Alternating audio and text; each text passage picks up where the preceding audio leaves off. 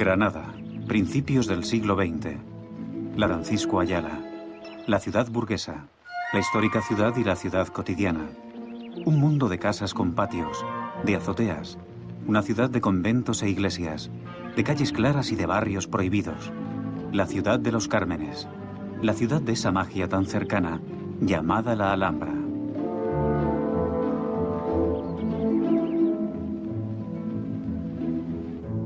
Mi abuelo, que no era granadino de nacimiento, ganó la cátedra de medicina y se instaló en Granada con su mujer, ya estaba casado, creó una familia.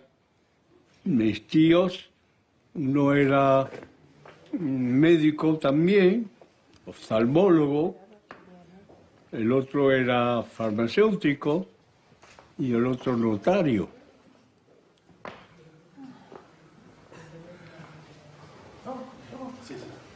Ajá.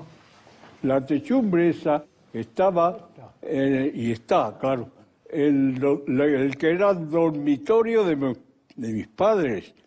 De modo que a ella, sobre todo a mi madre, le daba fastidio que entraran a mirar el dormitorio, pero bueno, entraban los ingleses, sacaban sus fotografías, bueno, pues muchas gracias, y se iba. El venir aquí fue una cosa de la medicina de aquel entonces. Por lo visto me dieron una fiebre o algo y el médico no sabía qué era.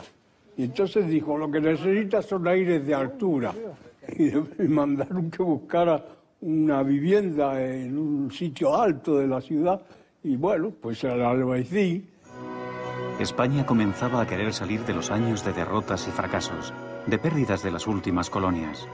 Un país atrasado, lleno de desigualdades y también de lentos deseos de prosperar.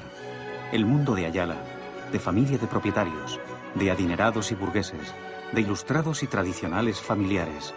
Una prosperidad que pronto vería su fin. La Granada que yo recuerdo es muy remota, porque hace un siglo. Recuerdo en Navidad entraban los paveros con la manada de pavas por las calles y van vendiendo los pavos. Y los vendían a $1 cada unidad. Y de ahí viene el que la gente viniera luego a entender un pavo o $1. Llega la Primera Guerra Mundial. El mundo se divide. También España, sin participar en la contienda, ve dividida su sociedad. La familia materna era una familia liberal, mi abuelo era republicano, el otro lado de la familia eran tradicionalistas, eran lo que luego se llamaron reaccionarios. Y durante la guerra, pues la familia se distanció, hubo discusiones, hubo acuerdos de no hablar más de la guerra, etc. Y por supuesto yo estaba como niño del lado de mi madre.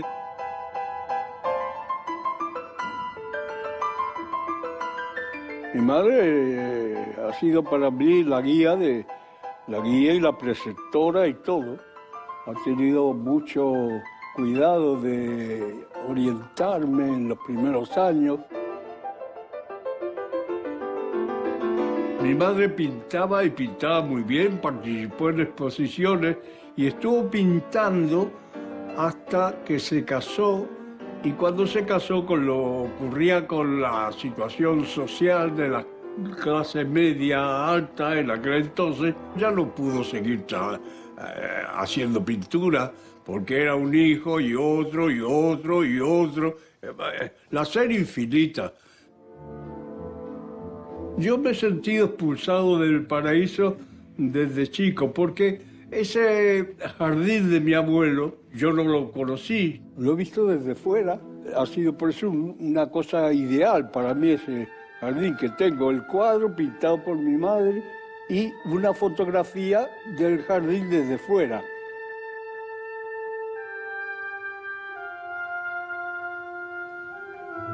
Mi padre tuvo que ser abogado, pero lo que le gustaba eran las cosas mecánicas, tenía una habilidad manual extraordinaria y hacía cosas primorosas, hacía unas jaulas minúsculas con hilos de de plata y las varillas de la jaula eran de marfil, unas cosas primorosas.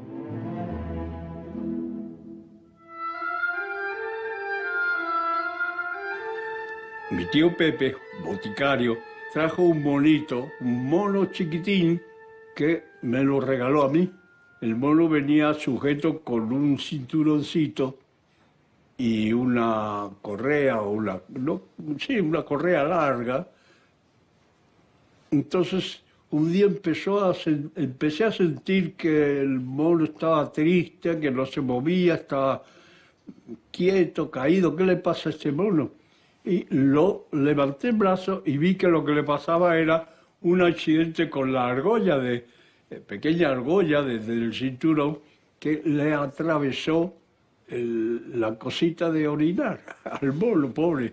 Y yo lo levanté, lo tuve en brazos y le libré de esa tortura. Pero al librarlo, se estuvo quieto. Es decir, que el mono tuvo todo el talento, toda la sabiduría que no suelen tener los seres humanos muchas veces, de aguantar el dolor sabiendo que era para su bien.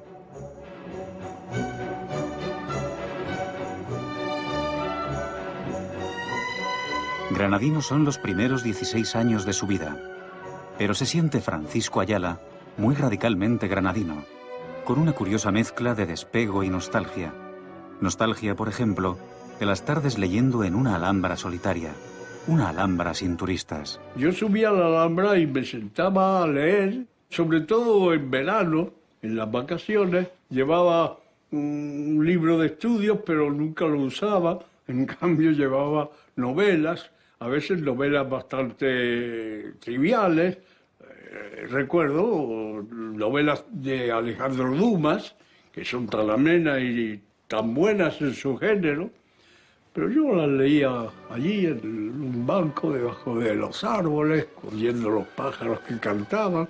Una delicia realmente, una delicia. Pero en aquel tiempo la alhambra no estaba frecuentada, no había nadie.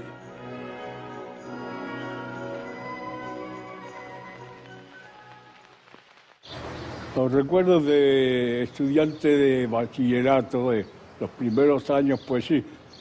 Recuerdo a don Braulio Tamayo, que no sé dónde era, no era granadino, y entonces tenía un acento muy marcado, con muchas eses y muchas zetas.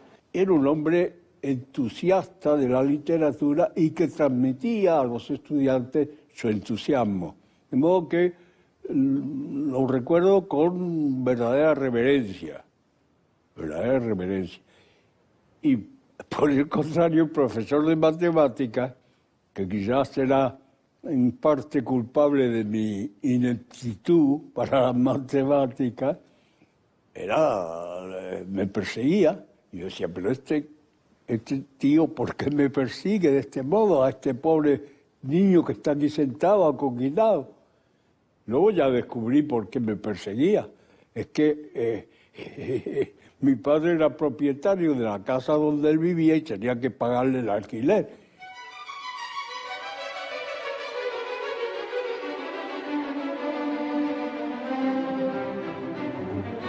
Yo me había quedado para examinarme de una última asignatura en el instituto y entonces me dijeron, bueno, pues tú lo que vas a hacer es subir con el burro, que el burro ya sabe el camino, ya sabe el camino a la casa. Bueno, y era el burro del lechero. Me monto en el burro y el burro se para. Y no había quien lo hiciera andar, me bajo, empiezo a pegarle al burro. Cuando ya le pego, me subo otra vez y ya sigue. Pero enseguida vuelve a pararse. Y así, la tercera vez, ya pues me di cuenta de lo que era. Es que el burro se paraba en todas las tabernas del camino, porque ahí el lechero bajaba a tomar su traguito. Y el burro estaba tan acostumbrado que hacía rutinariamente lo que hacen muchas personas en la vida, que es repetir sus mismas costumbres cada rato.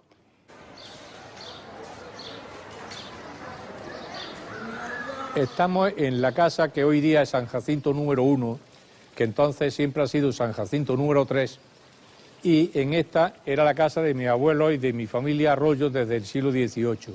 Aquí venía Paco Ayala a comer siempre porque mi abuelo quiso prohijarlo, pero Paco no se dejó, como he dicho antes, y se fue a Madrid. Mi padrino, que era un hombre, una familia muy buena, muy rica, y que había perdido a su hijo primogénito, tenía dos hijas más, pero se quedó sin el varón, y quiso que yo lo sustituyera de algún modo. Y me ofreció eso, que me incorporara a su familia. Entonces se lo dijo, se lo planteé a mis padres, que había esa oferta. Y mis padres, cosa realmente admirable, me dijeron, tú decidirás. Y yo entonces decidí irme con... Traslado a Madrid. La prosperidad familiar había sufrido un revés. Madrid era la solución. Un Madrid galdosiano, una capital soñada que el joven Ayala conocía de las revistas ilustradas. Una realidad que no era tal y como la imaginaba. Entré por la estación de Atocha, me encuentro una calle terrible, sórdida, con unas casas iguales, todas feas. Yo decía, pero esto es Madrid, fue un desengaño tremendo. Claro que luego ya la cosa varió mucho. No, ese primer periodo de mi vida en Madrid fue, como toda mi vida desde el comienzo, variando según las circunstancias, pues fue una vida de libros, de lecturas y de escritura. Y siempre escribía al margen de lo que leía. De modo que me pasé en la Biblioteca Nacional horas y horas y horas, porque la Biblioteca Nacional tenía la gran oferta de la literatura con muy poca gente, muy poco público. Y sobre todo para un chico sin dinero, como era yo, después de recorrer y andar y cansarme, pues sentarme cómodamente y tener los libros todo el tiempo que quisiera, un ambiente grato, pues era una maravilla. Es que fue una época muy confusa, muy turbia en mi vida, porque había muchas cosas entrando en mi vida. Entonces la Gaceta Literaria fue uno de los caminos, uno de los sitios, de las ventanas por donde yo me podía asomar al mundo, y fue muy grato, muy agradable para mí y muy útil.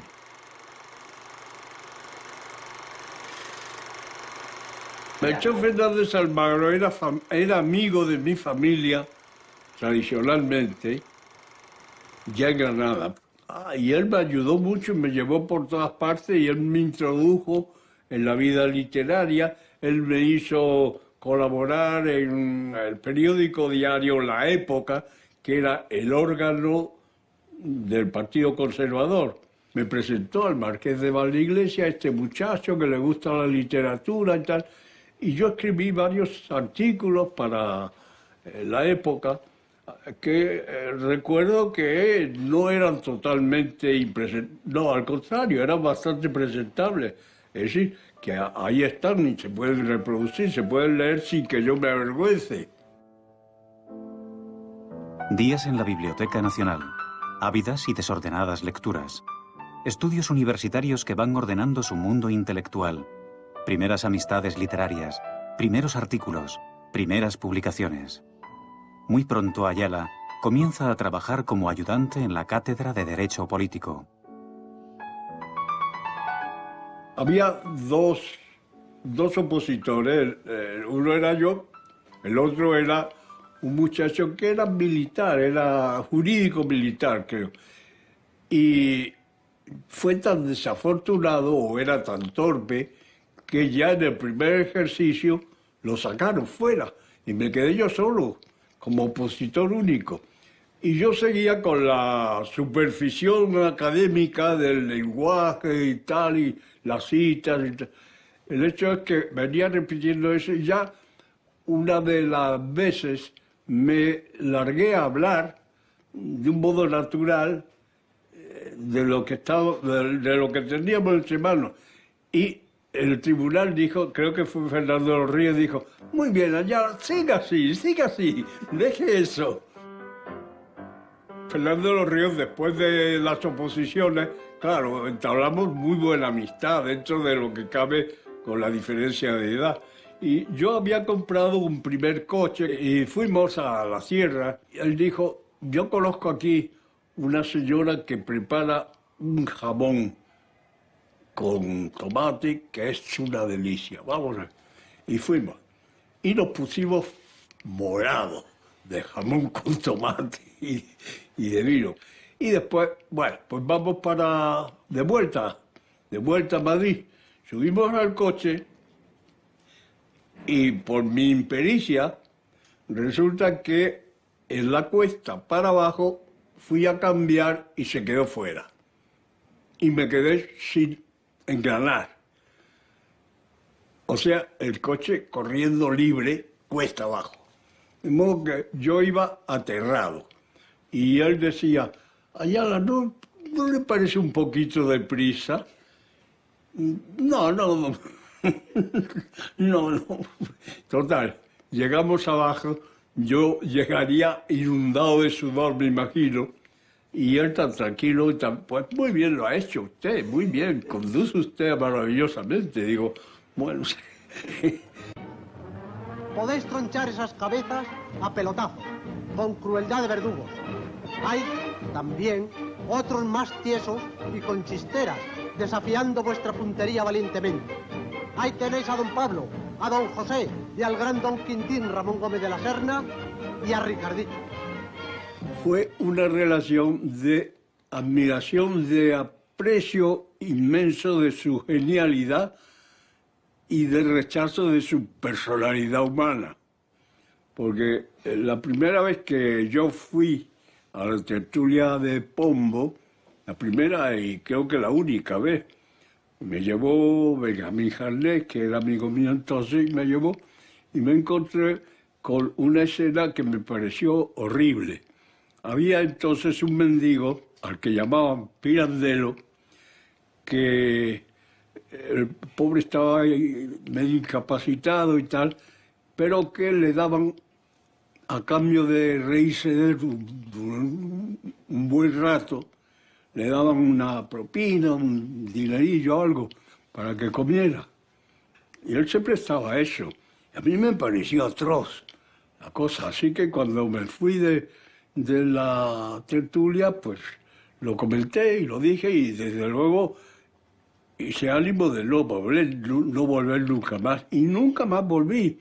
Y siempre que me encontraba con Gómez de la Serna ha sido en esa misma relación de admiración extraordinaria al monstruo, digámoslo así, al monstruo genial, y de rechazo a la persona. Unos insensatos quieren levantarle la tapa de la chistera. Y don Quintín peligra, a pesar de la cortina que no deja salir de la pipa. Pero don Quintín se defiende y va a asombrar a sus agresores. Había quedado yo con Federico García Lorca por teléfono en encontrarnos para ir a algún sitio. Y me dijo de ir a buscarlos en la pensión donde estaba pagando, que era en la calle Libertad. Recuerdo bien que fui y estaba él en un piano, en el piano de la pensión, tocando. Y dice, espérate que vas a oír algo que te va a gustar. Y entonces tocó Los Cuatro Muleros y lo cantó. Claro que me gustó mucho, digo, pero claro, si eso lo conozco muy bien, si es lo que cantan las criadas en mi casa, en Granada, cuando yo era niño. Bien, y entablamos una relación amistosa muy buena, siempre como con él, como con todos los demás. La vida de café era intensa y realmente rica. Había varios cafés muy cerca unos de otros, de la Puerta del Sol a las Cibeles, y ahí se instalaban tertulias literarias a los que un muchacho podía concurrir y era aceptado y admitido, y eran tertulias abiertas, libres, y yo entré también en la revista Nada Abierta y Nada Libre de Ortega y Gasset, porque esta era una tertulia muy especial. Había que entrar por invitación y la invitación era objeto de una negociación previa y de pronto venían invitados del extranjero. Ortega es eso que llaman los críticos norteamericanos strong father, ¿no? Un padre pesado, un padre fuerte. Y claro que escribir ensayo en España e interpretar la realidad española siempre es tributario de Ortega, pero Ayala, con respecto a Ortega y Unamuno, sabe también encontrarles esos defectos que siempre hay que encontrar a los padres para que no acaben siendo imponentes y para que uno no se acabe rebelando contra ellos, ¿no? Ortega fue un maestro, pero fue maestro no infalible para mí. Es decir, yo no he tenido nunca una devoción cerrada y absoluta por nadie. Es decir, el respeto a sus ideas y a su personalidad ha sido grande siempre y sigue siéndolo a la fecha. Pero eso no quiere decir que yo suscriba cada palabra, como ha tenido discípulos de ese tipo, ¿no? Se aprovecha de algunas ideas de Ortega en su visión de una unidad europea. Y por ahí mete ese liberalismo suyo. También, igual que con la rebelión de las masas, Ortega ensancha la idea de una Europa unida, pero con unas precisiones geopolíticas que Ortega no había considerado. Sí. La teoría de deshumanización yo no la compartí nunca, no creí que hubiera tal deshumanización, que no fuera eso, pero Ortega procedía desde un terreno de ideas, no de sensibilidad estética. Y para mí lo principal y lo primero era la sensibilidad, y las ideas pertenecen a una época. La sensibilidad estética no tiene época. Las mismas cosas que uno ha escrito, uno sabe que algunas de ellas pues han pasado. Pero las cosas que tienen creación artística, esas no pasan, no pueden pasar. Valen lo que valen y ya está, ahí está. Jiménez Caballero demuestra la existencia de un camino, no voy a decir erróneo, pero uno de los caminos de la vanguardia que conducía en derechura al totalitarismo. Había, por supuesto, una vanguardia que no era totalitaria, pero había también una vanguardia que buscaba el totalitarismo por otro lado.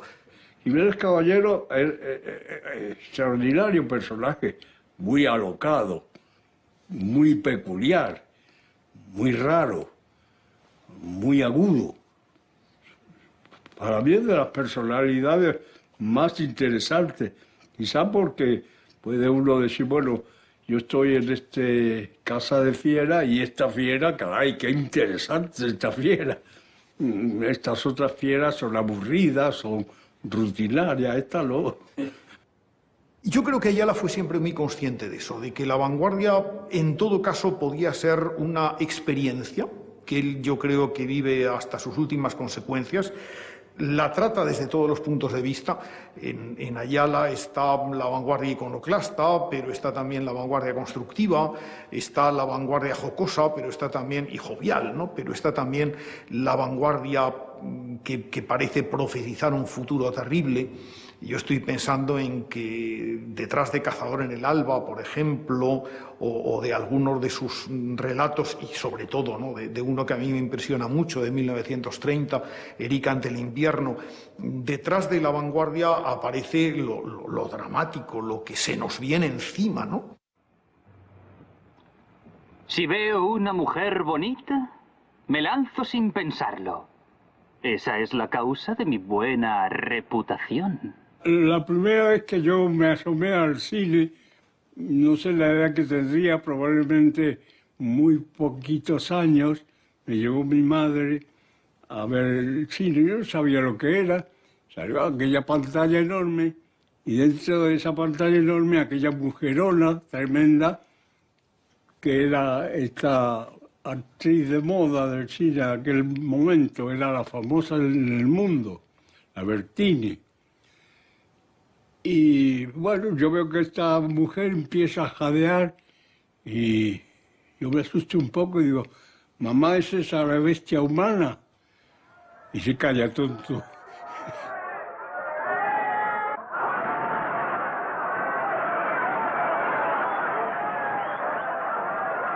Yo creo que todo el mundo de mi generación ha estado preocupada, la gente con el cine. Es decir, que es la presencia de un arte total, invasor, que cubre todos los aspectos de la vida, todos los intereses. En fin, es la gran presencia de un medio de expresión artístico en la época, la gran presencia universal. Yo creo que el primer libro sobre cine que se publicó en España fue uno mío, cosa que luego se ha olvidado, como se olvida todo. Buñuel es un personaje muy extraordinario, un poco raro. Yo lo traté y Buñuel era respetado en general por todo el mundo. Era la expresión del silencio, de la mudez, del asombro, de la estupefacción. Era único también. Su cara hablaba, precisamente hablaba silenciosamente, hablaba callando.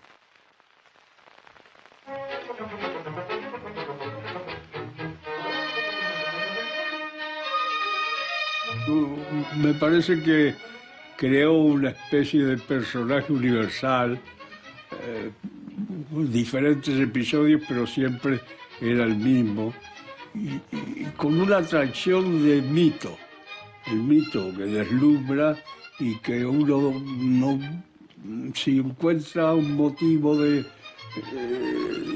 disconformidad con algo, se lo traga, se lo silencia, no quiere uno enterarse de lo que pueda ser una crítica.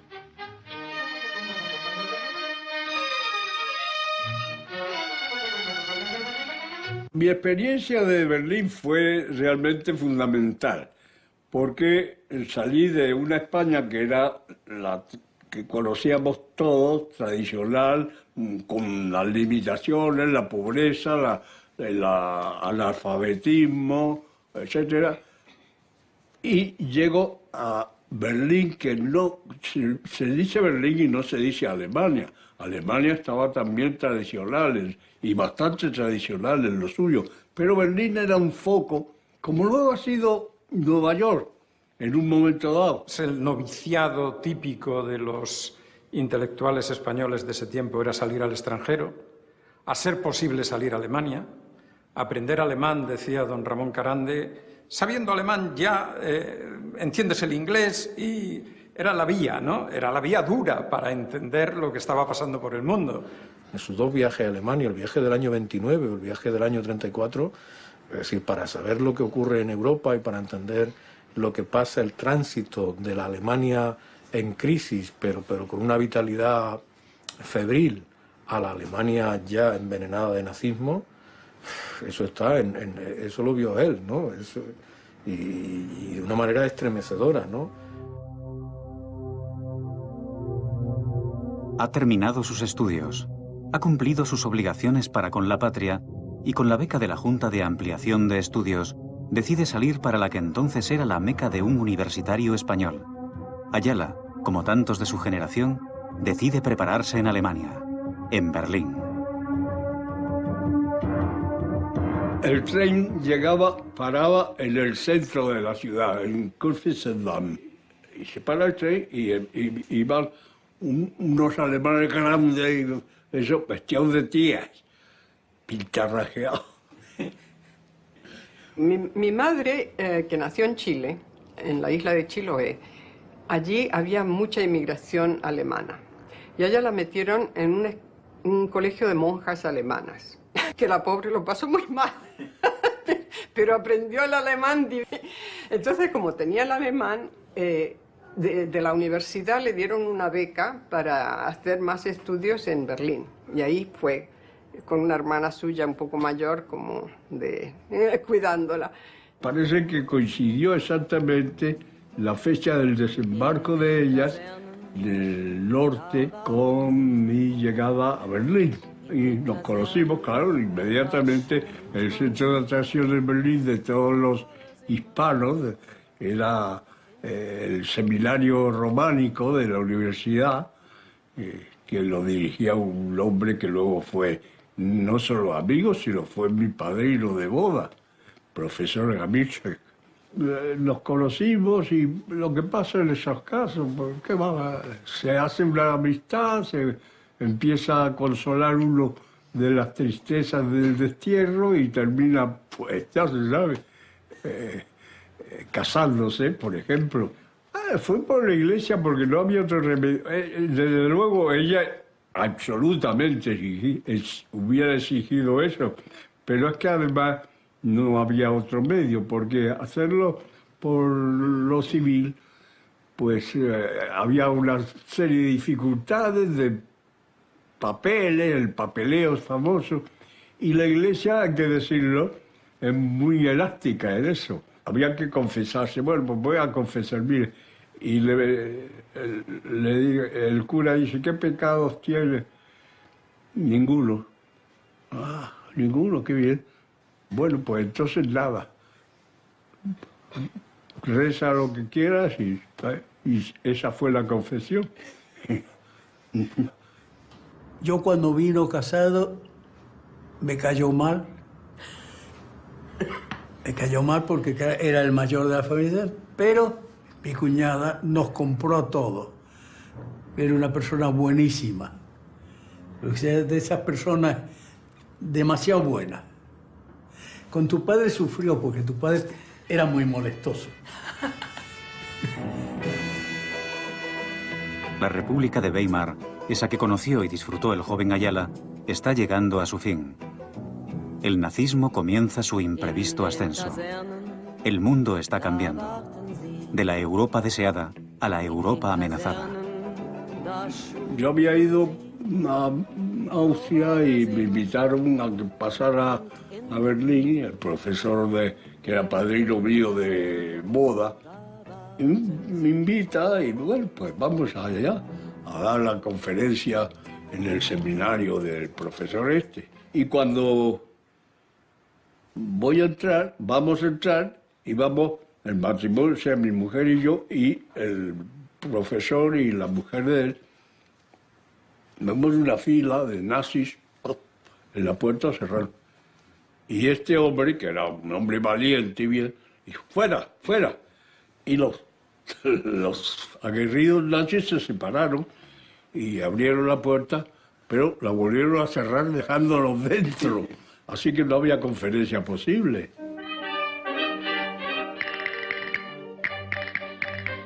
La monarquía se acabó por sí misma.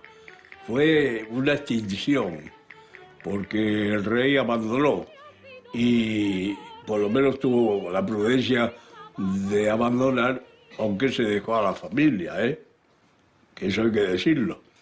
Él desapareció y ahí quedó la familia en el palacio y no se sabía lo que hubiera podido pasar. No pasó nada, la gente se portó maravillosamente, todo el mundo contento, feliz.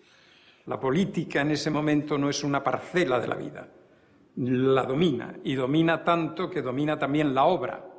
Es decir, uno hace tal cosa porque su compromiso o su definición va hacia. Y unos se definen por el fascismo, otros se definen por el comunismo, otros se definen por la democracia. Y bueno, Ayala está entre la minoría que se define claramente y desde un primer momento por la democracia y por la república, en la medida en que la república, sobre todo en 1930, es decir, cuando cae el dictador y cuando se produce esa especie de salida de todo el mundo a la plaza pública, a la calle, y se hace política en la calle, república se identifica democracia.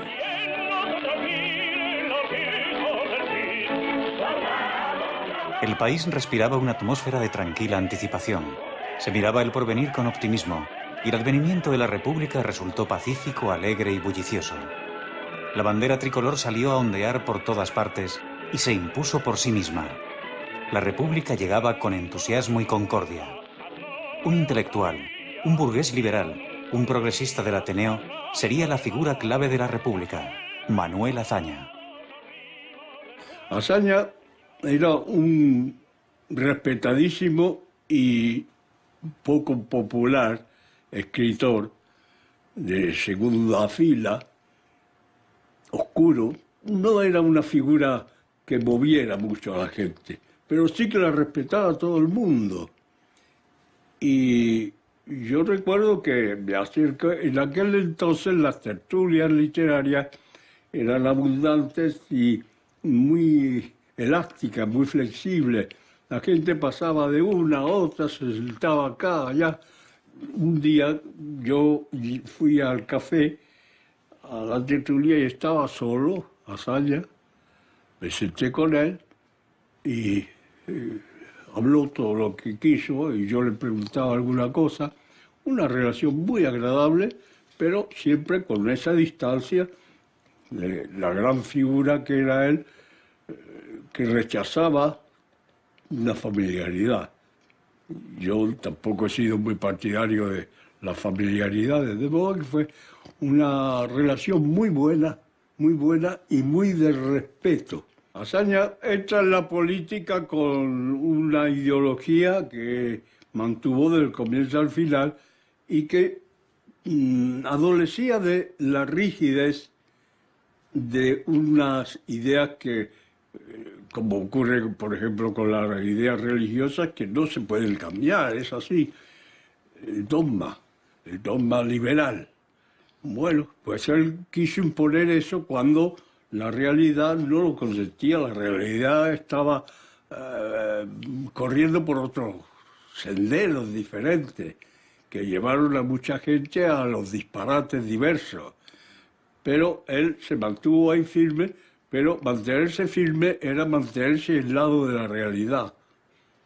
O sea, fue un liberal en los tiempos de la República, se apunta al partido de Azaña, que era un partido minoritario, y especialmente se mantiene como un demócrata y un liberal durante la guerra. Él hay una cosa que ha insistido mucho siempre en el valor del derecho como fundamento de la vida democrática, ¿no? Como fundamento de las libertades y de la responsabilidad de las personas. Esos son los valores republicanos. El valor de la educación, el valor de la conciencia cívica, el valor de creer que las colectividades se crean por acuerdos civiles y racionales entre personas, no por lealtades genéticas. Eso es la tradición republicana.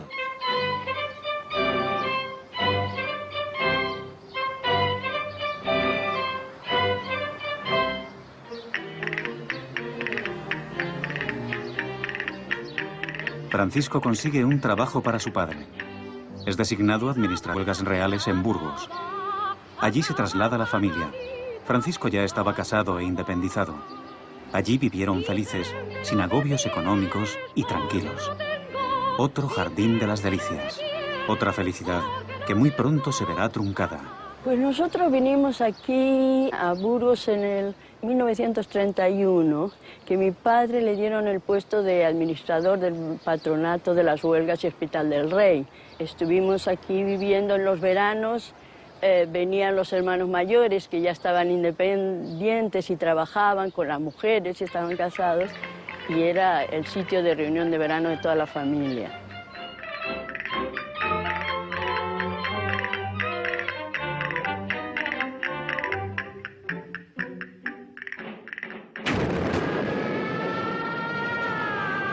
La sublevación franquista encuentra a Ayala con su mujer y su pequeña hija, que había nacido poco antes, en América.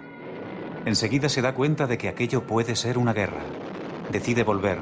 Cree que su sitio está al lado de los suyos, del legal gobierno de su país otra vez amenazado. España estaba en guerra.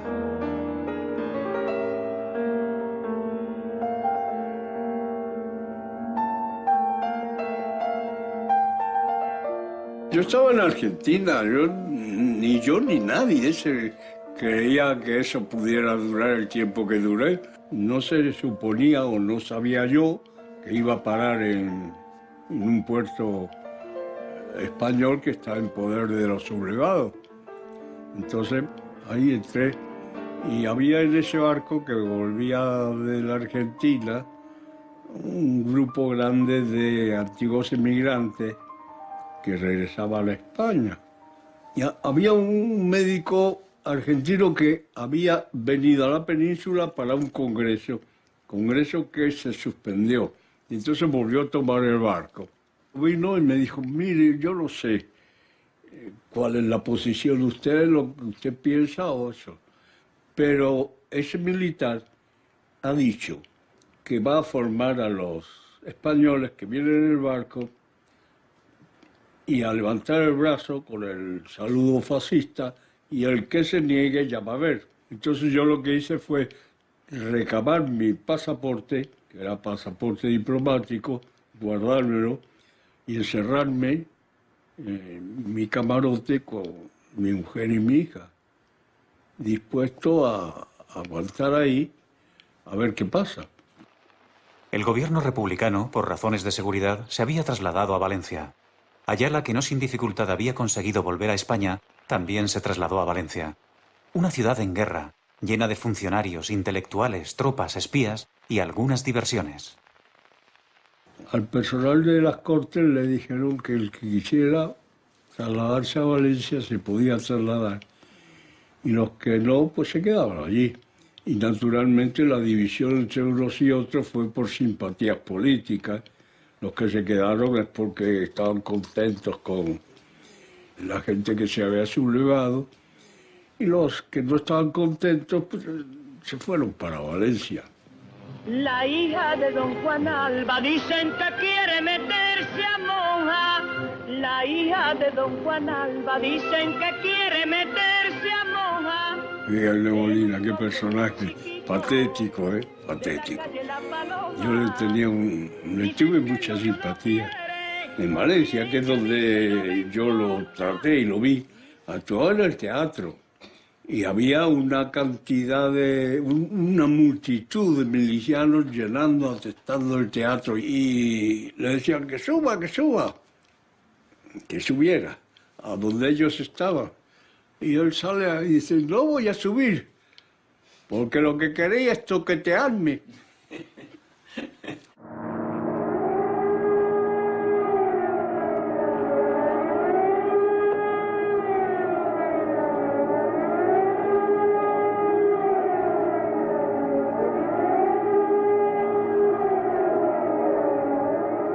Pero de repente que vienen, empiezan a venir. Habían algunos de mis hermanos, estaban aquí, de los que no vivían, estaban de vacaciones, empezaron a venir a hacer registros de día y de noche.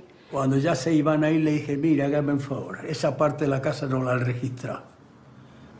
¿Por qué no la registran? Se pusieron furiosos, estaba riendo de ellos, decían. Era verdad. Y le dije, no, digo, me levantan a esta hora, viene esto. Por lo menos háganlo bien, le dije. Así se evitan venir más veces. Se llevaron prisioneros a mis hermanos, los que eran, a todos menos el menor, que todavía era muy joven, y después también a mi padre. Venían armados y se los llevaban, decían vamos y se iban. Los abuelos no tenían participación política. No había acusación de nada. Ninguna tenía. Y las monjas,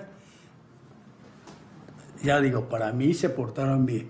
Y de los 3 párrocos que había allí, el de la casa de al lado, don Pedro, lo llamábamos el cura negro porque era muy oscuro, pues fue y dijo que por qué estaban molestando, que era muy buena persona mi padre, dijo, y a partir de eso lo empezaron a molestar a él y hicieron hasta zanja en el jardín buscando armamento.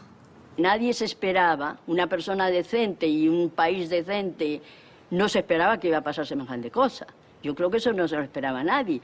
Y a él en particular, menos, porque él era Desde luego nunca había sido político, estaba aquí en una cosa, en su trabajo que tenía realmente mucho que ver con la iglesia, con las monjas y todo eso, y se llevaba magníficamente. Yo, como estaba muy enfermo mi padre, y a pesar de que odio pedir nunca nada, fui a ver al arzobispo de Burgos, porque el arzobispo de Burgos era visita en mi casa, me recibió enseguida. Le dije, mire, vengo porque han detenido a mi padre, para que usted haga algo para... Y me dijo el caradura aquel, en medio de llorar, sí, dice, yo no puedo, no me atrevo a hacer nada. Dice, pero hay que tener en cuenta que en Madrid están matando curas también y qué sé yo. Yo, que un individuo dedicado a Dios, todo eso no se atreve a una cosa que a él le parece justa, y venga eso, me marché y ¿qué iba a hacer? Nada. Como se enteraba la gente es que iban a llevarles comida. Y entonces, y cada día o cada noche sacaban a los que querían, a un grupo. Y entonces cuando llegaba la gente a darle la comida decían, no hace falta, ya no están. Y así es como nos enterábamos. El presidio había celdas y después había unas habitaciones grandes con rejas, donde dormíamos 100 y algo, 120, 130. Entonces allí, en medio, estábamos acostados mi padre, mi hermano José Luis y yo. Por la noche llegaban a las 12, golpeaban las rejas, llamaban fulano, fulano, fulano, 100. Se los llevaban, los asesinaban y los tiraban en una zanja.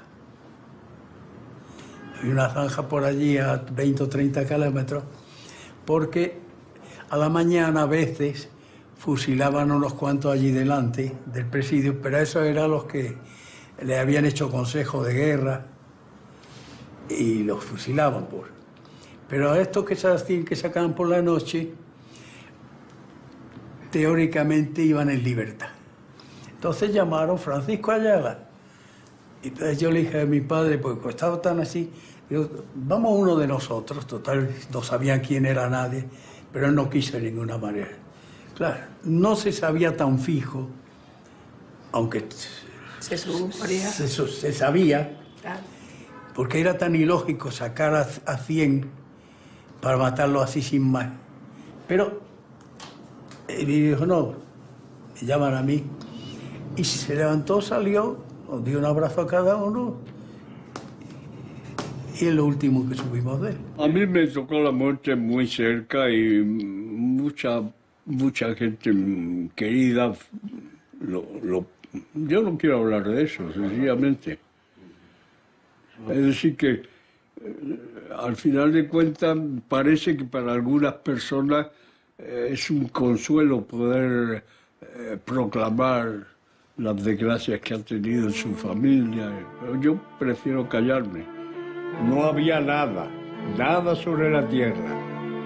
Bajo ella, muertos infinitos yacían en confusión. Ahora casi tierra ya también ellos. Y todavía, lastimada humanidad, sin embargo.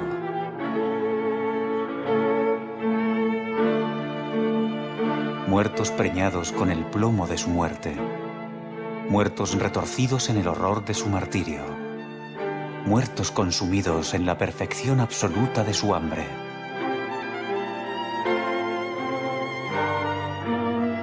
Muertos. Sepultados de cualquier modo, entre las raíces de los vegetales. Entregados a esas garras ávidas, insaciables, vivificadas por la lluvia que había escurrido tan largamente por entre piedras y huesos. Primero, sin juicios ni razones, fusilaron al padre. Después detuvieron a 2 hermanos. Algo más tarde fusilaron a su hermano Rafael. Allí, donde habían sido felices, no tardó en llegar la tragedia. Después vendría el exilio. Dice Francisco Ayala, hablando de la muerte de su querida madre. La muerte que tantos denuestos recibe por su crueldad implacable fue providencialmente benévola para la madre mía, pues a tiempo llegó de evitarle los tormentos espantosos que, de haber vivido, hubiera tenido que padecer unos meses más tarde. Derrotados, vencidos, salieron los Ayala para el exilio. En Francia estaba el peligro del ascenso nazi. Francisco no se hacía ilusiones de futuro. Muy pronto supo que había salido de España para muchísimo tiempo, quizá para siempre. Sin engañarse, sin falsas esperanzas, se dispuso a rehacer su vida al otro lado del océano.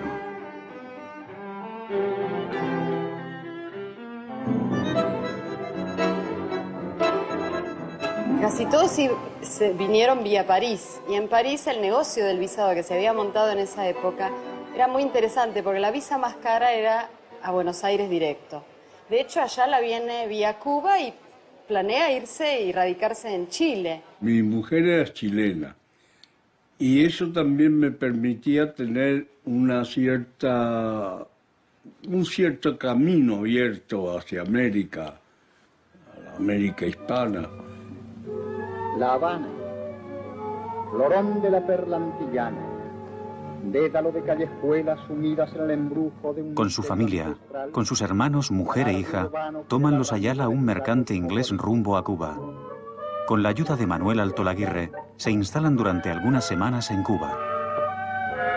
El recuerdo alegre de él viene de dos momentos, pero sobre todo cuando él sale de aquella España desgarrada y conflictiva, y el barco lo lleva a La Habana y intenta quedarse, pero aquel dictador que teníamos tampoco le ayuda. Esto fue antes de Castro, y era un ambiente grato, simpático, generoso, abierto.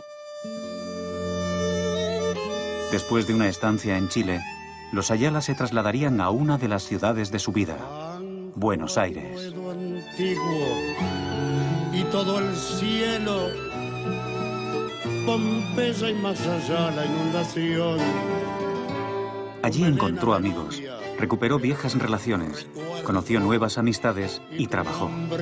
Allí, en la capital porteña, Francisco Ayala vive una de las etapas más fructíferas de su creación literaria. Buenos Aires era una ciudad próspera en ese momento y se podía vivir con poco dinero, no era una cosa. Y la gente era muy solidaria con nosotros, muy bien. Así como se los acogía, también se cuidaban y se guardaban los lugares, los puestos de trabajo para los argentinos. Y que les fue muy difícil instalarse en las universidades argentinas. Había celos y había competencia, no les digo entre los españoles porque ese tema no lo conozco entre los españoles, pero sí entre los españoles y los argentinos. Había también celos desde el punto de vista profesional, etcétera. Sí, también lo había. Yo empecé a colaborar en la Nación de Buenos Aires al día siguiente mismo de llegar. Y eran artículos que pagaban 100 pesos, que 100 pesos era importante cantidad. Se aislaba completamente, aunque fueran aquí, podía estar escribiendo a máquina y nosotros hablando. No sé lo que hará ahora, pero entonces era una cosa muy importante, ese poder de aislamiento. Él tenía que vivir a cuanto la página, en sus traducciones, en sus artículos, o sea, iba sedimentando su obra literaria, pero verdaderamente estaba forjándose en su interior un cambio fuerte, revisando los postulados de una vanguardia deshumanizada, como la que Ortega proclamaba, hacia una literatura más desde la reflexión, desde lo ético, desde la búsqueda de valores comunes, que utilizar el lenguaje como medio también de conocimiento y comunicación. Mi padre traducía para ganarse algo. Y mi madre lo escribía a máquina, porque ella sabía escribir a máquina mejor que mi padre. Entonces me acuerdo del tecleo de la máquina, él le dictaba y mi madre escribía. Yo había hecho muchas traducciones en España ya, pero en un espíritu diferente, porque yo hacía las traducciones en España sin pensar en lo que me iban a pagar por lo que hacía. Lo hacía ante todo porque me interesaba el libro y me gustaba. Esto era diferente. Y yo traduje libros que no quise firmar la traducción, porque eran libros que no los respaldaba yo de ninguna manera. Los 10 años de vida de exiliado en Argentina son los únicos años en los que él vivió exclusivamente de su pluma, porque ni fue catedrático ni fue funcionario, como antes en España o como después en Puerto Rico o Estados Unidos, ¿no?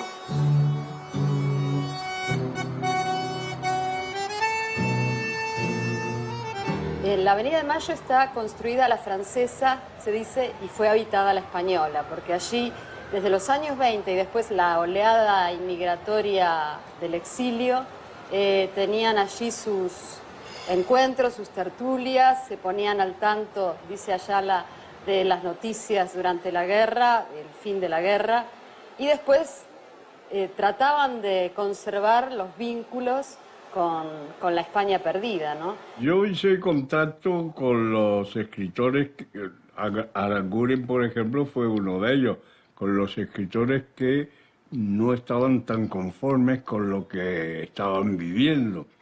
Entonces hubo una relación epistolar y la revista Realidad me sirvió muy bien como instrumento para eso, porque en la revista Realidad se publicaron cosas de español que estaban en España y que eran mal vistos, pero no condenados por el régimen, pero tolerados, difícilmente tolerados por el régimen. Y aparecieron ahí, unos firmando, otros sin firmar, pero ahí están. Impuse casi que fuera Francisco Romero quien la dirigiera, a condición que él puso de no hacer nada más que poner su nombre como director.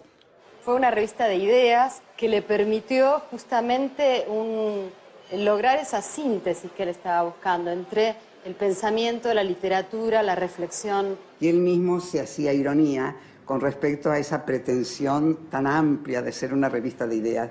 Entonces él cuenta lo siguiente, que lo llama una vez por teléfono un poeta y le dice: mire, yo soy un gran poeta, no he escrito ningún poema todavía, tampoco sé si escribiré, pero yo quisiera saber si, en el supuesto que escriba, si ustedes me publicarían. Entonces Ayala le dijo que sí, que como no, que en el supuesto que él escribiera, lo iba a publicar.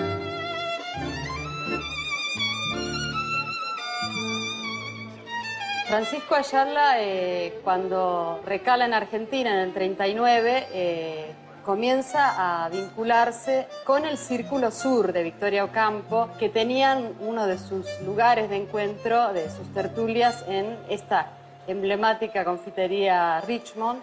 Ayala encontró ahí, entre ese círculo prestigioso, muy codiciado por muchos para ser parte o miembro, ese estímulo intelectual que realmente buscaba. Victoria, apenas salía un libro en cualquier lugar del mundo interesante, ella lo traducía, o ella o la gente que trabajaba con ella, y se editaba en el sur. Así nos conocimos, pudimos leer desde Nabokov hasta Rilke, que tradujo don Francisco, ¿no? Seguí mucho la trayectoria de Ayala a través de la revista Sur, que él era un gran colaborador. Las ideas de Ayala en el año 50, 51, era sorprendente. Vos lees un artículo de Ayala en este momento y te parece un vidente, porque decía cosas que en este momento se han hecho realidad. En España se vendían clandestinamente las ediciones que hacía Sur y se compraban a escondidas en librerías que tenían una trastienda en el sótano. Había una librería ahí cerca de la calle O'Donnell, por ahí, tenían los libros y los sacaban, como un secreto.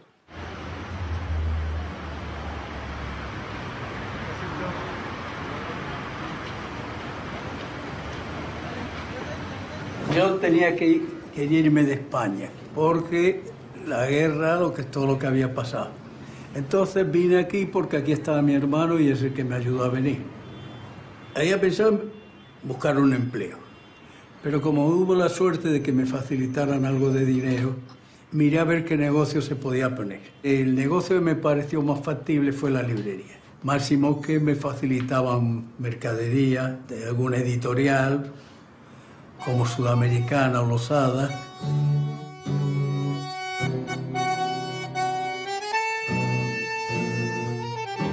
Yo conocía a la hermana de Borges desde España y es una amistad que habíamos mantenido y que mantuvimos hasta el final. Cuando yo llego ya en calidad de exiliado a Buenos Aires, fui a instalarme en un hotel. Enseguida apareció un señor que me quería ver, que era Borges.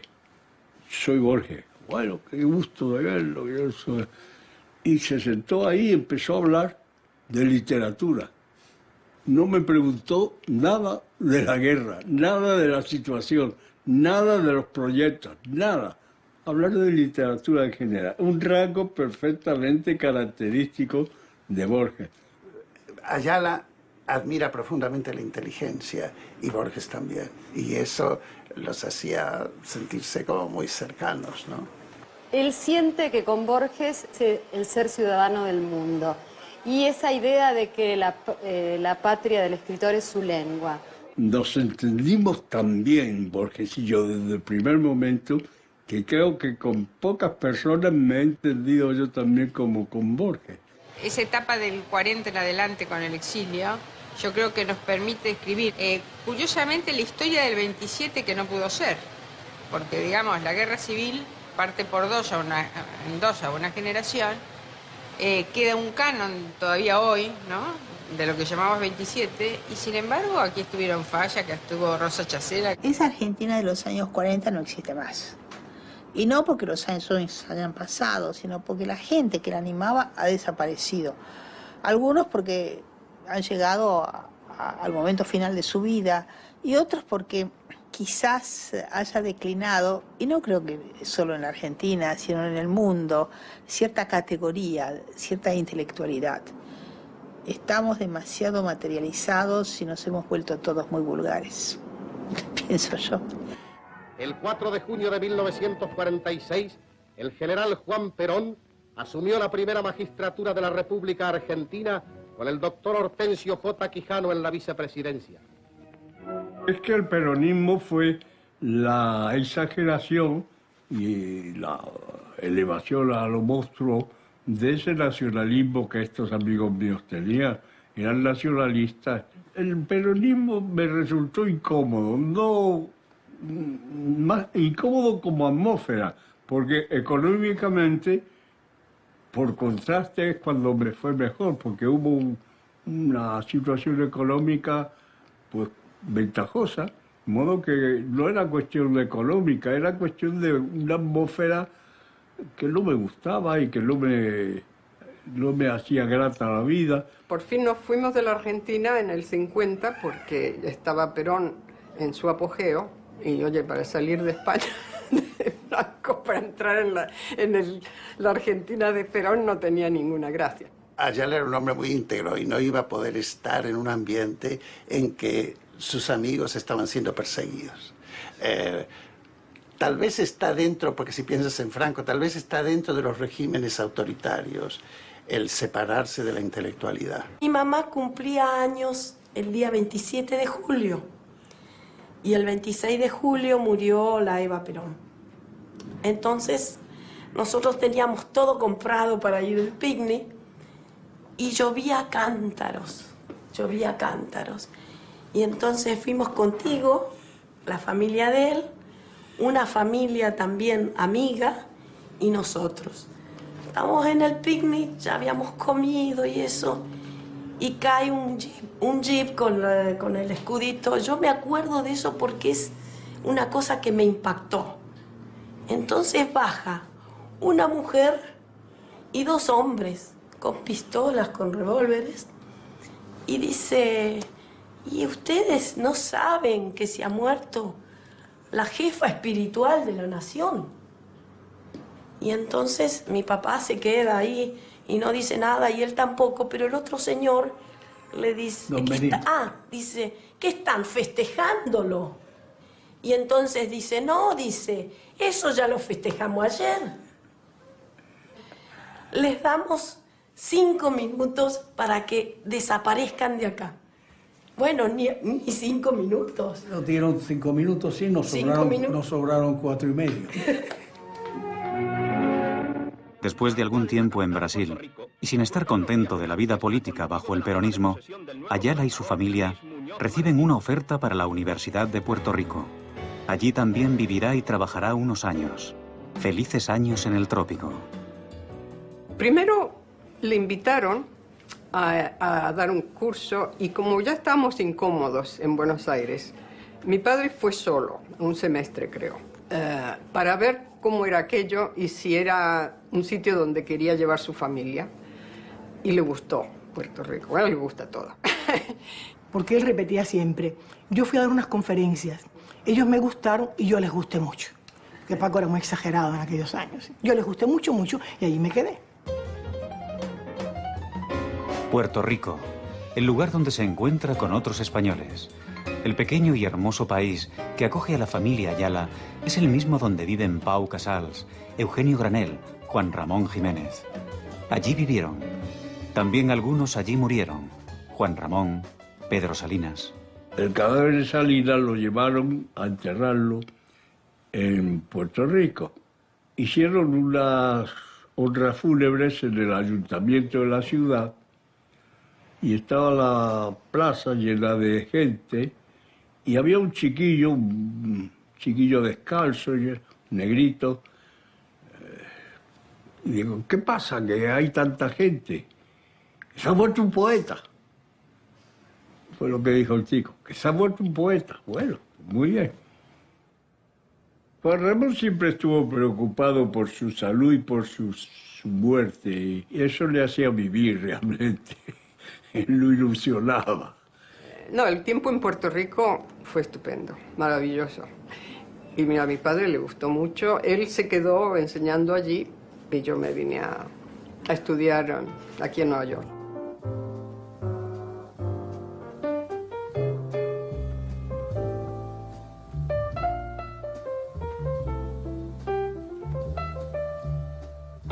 No tardaría Ayala en vivir sus años de Estados Unidos. Después de varios intentos frustrados, Nueva York terminó por ser una de las ciudades más importantes en su vida profesional y en su historia personal. Nueva York, Princeton, Chicago, años de nuevas obras, de nuevas vidas. El exilio en Estados Unidos se alivia mucho porque esta es una ciudad que es una ciudad mundial, ¿no? Y entonces está toda llena de exiliados, ¿no? De todas partes, y ya no hay exilio entonces, porque todos estamos exiliados. Estaba perfectamente adaptado a la ciudad, pero como sabes, ningún neoyorquino nació en Nueva York. En ese sentido, yo creo que no conozco fuera de mi hija a nadie que haya nacido en Nueva York. Todo el mundo somos un poco de afuera y por eso estamos adentro. Tenemos mucho cariño por la ciudad y bueno, mi hija nació aquí, mis padres estuvieron en el hospital el día que nació mi hija y la vieron enseguida y bueno, para él ha sido un sitio estupendo porque ha tenido muchas amistades y contactos buenos de trabajo. Este es el parque que está delante forma parte del edificio donde yo me crié. Y aquí tengo un recuerdo muy fuerte, bonito, con mi abuelo. Era él que me enseñó realmente a montar bicicleta. Y estuvo él corriendo detrás de mí con la sillita en la mano y de repente me soltó y yo hice mi primer viaje en bicicleta, pero gracias a él, que pasó mucho rato conmigo enseñándome. Yo, como alumna de Ayala, tengo la impresión de que era uno de los profesores más inteligentes que he tenido. Yo hice una tesis doctoral con Ayala sobre un escritor que fue famoso en su época y que todo el mundo olvidó, Francisco Navarro Ledesma, que celebró el Quijote. Y me acuerdo cuando presenté la tesis, había un profesor muy estúpido que se llamaba Molina, y este Molina había sido cura. Y Ayala decía, estos que se han vestido por la cabeza no sirven para nada. Y este Molina no servía para nada.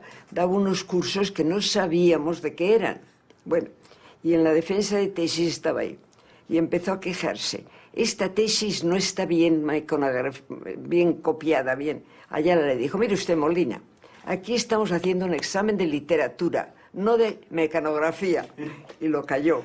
Es que tenía un discurso que atraía muchísimo a los estudiantes. De sus clases no sacabas necesariamente una técnica de investigación, pero sacabas un campo de ideas muy fértiles que te permitían desde tus primeros pasos iniciar una lectura diferente de la obra artística, no solo de Cervantes, sino otros textos. Tiene cosas sumamente interesantes sobre Lazarillo también. Los viernes nos íbamos con Paco y él siempre le sigue gustando su whisky. Y claro, nosotros no teníamos para whisky, pero él se arreglaba y yo digo que a mí me lo pagaba por lo menos. Y tomábamos un whisky, para mí aquello era el cielo, la gloria y la tierra. Y si no, una cerveza, alguna cosita, ¿no? Es que llegó como profesor distinguido y sabía que además de enseñar sus clases a los estudiantes, estaba allí para los profesores, para guiarnos, ayudarnos. Yo hice un trabajito sobre Ayala y Max Aub, en este sentido de Max Aub, la vida a través de la palabra hablada en sus novelas, y en cambio Ayala más escritura, ¿no? Porque Ayala no tiene tanta capacidad como para eso del lenguaje coloquial, ¿no? Y ni le gusta, yo creo. Creo que Ayala es el maestro del siglo XX del cuento español. Y yo siempre digo que parece que tiene el doble de palabras en cada página, que están las palabras, pero lo que significan vale dos veces eso. Son cuentos un poco, yo diría quizá un poco a lo Borges, muy intelectuales, muy bien escritos. Me encanta de Ayala su vocabulario, que hoy en España el español está muy maltratado. Y me parecen esos relatos de los usurpadores y de la cabeza del cordero de los mejores relatos, no son cuentos, son relatos casi hacia la novela corta, más bien, ¿no? Y ahí me parece que es donde Ayala da lo mejor.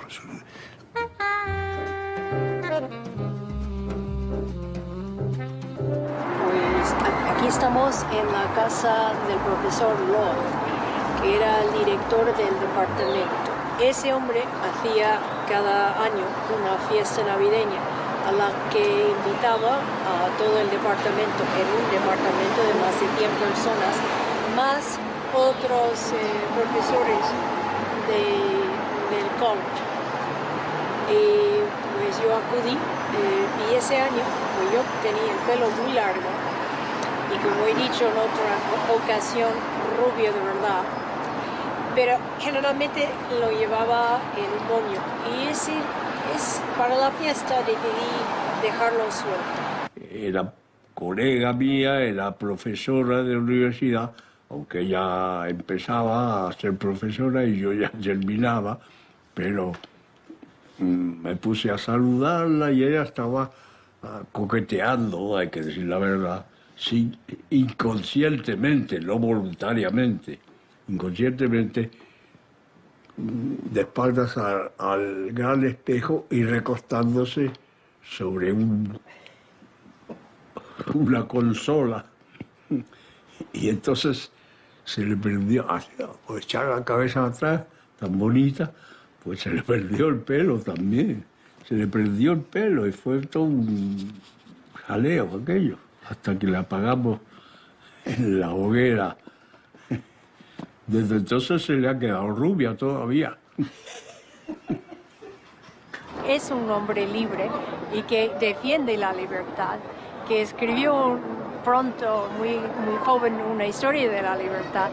Es un hombre que está en su casa, pero su casa la lleva consigo como una tortuga, así, bueno, o un caracol. Por eso no tiene muchas posesiones, nunca ha querido tenerlas, no guarda cartas, no guarda casi nada, porque su casa está con él.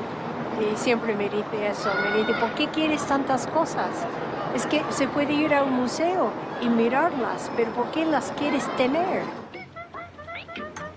El gato y Francisco se entendían a las mil maravillas. Por eso digo que era un ménage à trois, porque él entendía al gato y el gato le quería mucho. Y no sé por qué, porque le maltrataba. Jugaba con el gato, decía, metía el gato en una bolsa grande y daba vueltas al gato en la bolsa y yo decía, pero eso es cruel. Y no, al gato le gusta. Y la verdad es que el gato le quería muchísimo. Cuando el gato pobrecito falleció, eso fue después de mi año sabático en Madrid, el gato murió y yo estaba deshecha porque quería mucho a ese gato. Y le rogaba a Francisco, por favor, escribe un texto sobre el gato. Y escribió un texto que empezó sobre mi gato y luego se convirtió en un texto sobre todos los gatos. Y dije, pero eso no es sobre mi gato, es sobre todos los gatos. Y él decía, es que tu gato no tenía bastante personalidad para merecer todo un texto. Cada ciudad, como cada persona, da lugar a experiencias diversas. Todavía no podía volver a España, esa España a la que, poco a poco, fue regresando Francisco Ayala.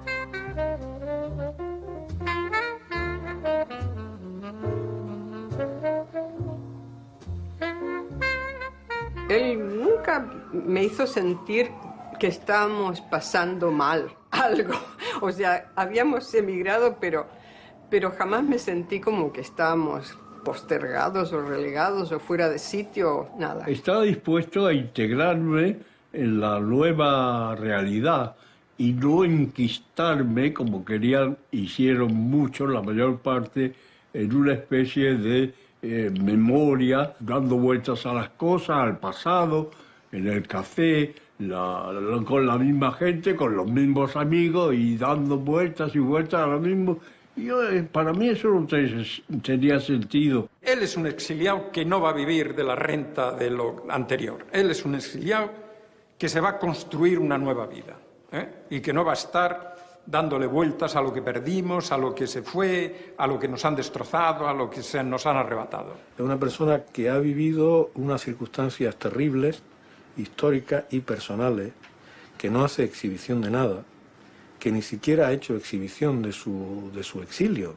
Es un hombre que además, que en sus memorias, como sabemos, es un hombre que ha celebrado explícitamente en sus memorias la oportunidad que le dio el salir de España para conocer el mundo. Mucha gente pues decía, qué mal lo hemos pasado en el exilio, y decía Ayala, y qué mal lo han pasado los del exilio interior, los que se han quedado aquí, que yo lo he pasado pues relativamente bien, porque he podido, con esfuerzo, conocer a mucha gente. Ayala es, de todos los escritores del exilio, el que se incorpora con más fluidez, con menos tensiones, a la vida cultural activa española muy tempranamente.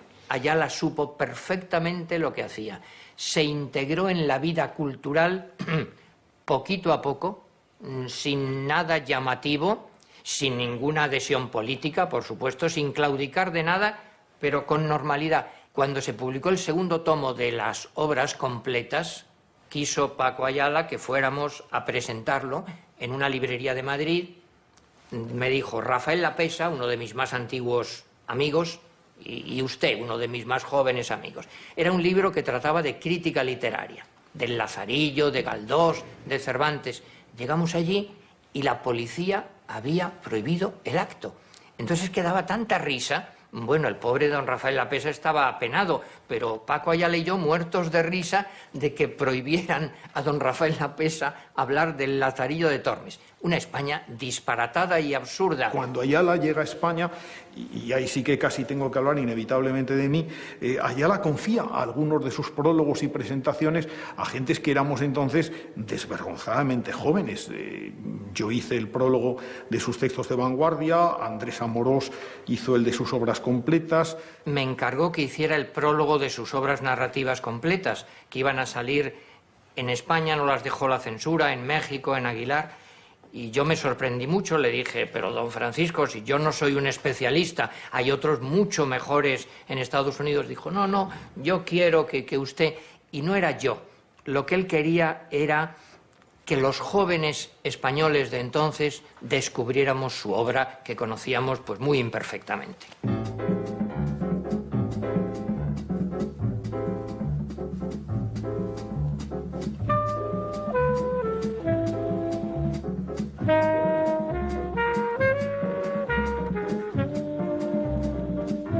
Sus obras ya estaban publicadas con normalidad. Su figura era conocida y reconocida. Tenía nuevos amigos y seguidores. Algunos de su tiempo seguían vivos, y Ayala, que nunca se dejó atacar por inútiles nostalgias, muerto el dictador, decidió que era el momento del regreso.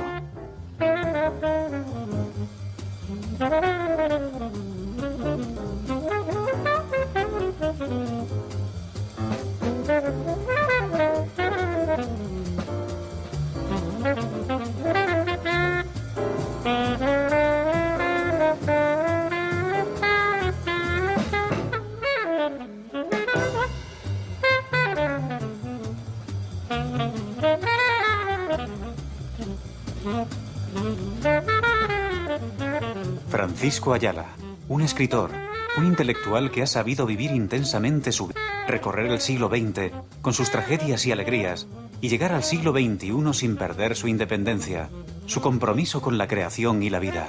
Ayala, la ilusión perseguida. Ayala, una lucidez centenaria.